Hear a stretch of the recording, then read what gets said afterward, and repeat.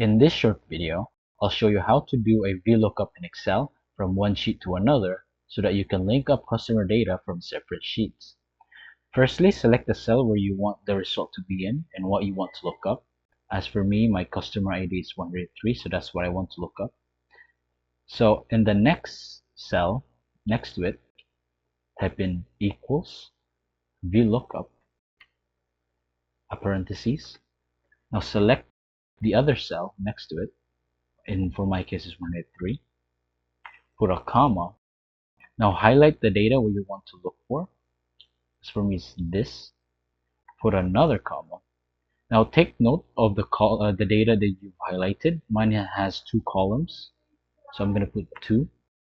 Put another comma, and for the last one, we're going to type in false.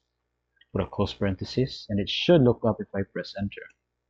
There we go, Charlie Brown, which is in the data 103 Charlie Brown. There you go.